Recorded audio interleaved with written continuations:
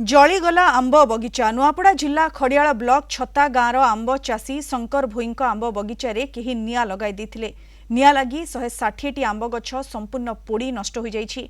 4 वर्ष तले शंकर भोई 3 एकर जमीरे उद्यान विभागर सहायतार 160टी आंब गछ लगाइथिले।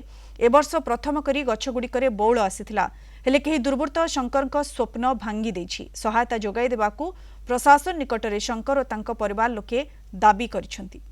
12 12:30 भितर आम आसनु एला परे फार गाड़ी के डाका है फार गाड़ी भी आसले तापर फार गाड़ी भी नहीं गला आसु आसु तो लगी गला ना आज्ञा आम लिभे नहीं पारलु ना 10-20 जन से पचबड़ से बगीचा वाला भी तार परिवार आसले से छोड़े नेले तार आड़े के तार पर ई बाड़ के सब ध्वंस हो गला आज्ञा।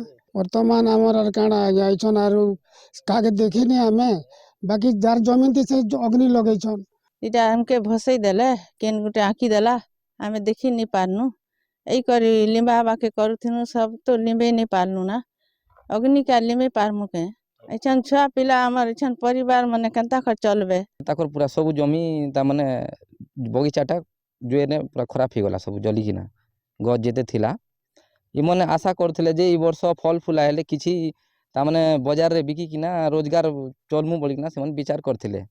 निया लागी छारखार हे जाइछे छता गाँवर आंब चाषी शंकर भोईंकर 160 आंब गछ एप्रति जिला प्रशासन तुरंत दृष्टि दे सेमानंको क्षयक्षतिर आकलन करे क्षतिपूरण सहायता जोगे देवाकू शंकर भोई एवं तांको परिवार दाबी करिसंती।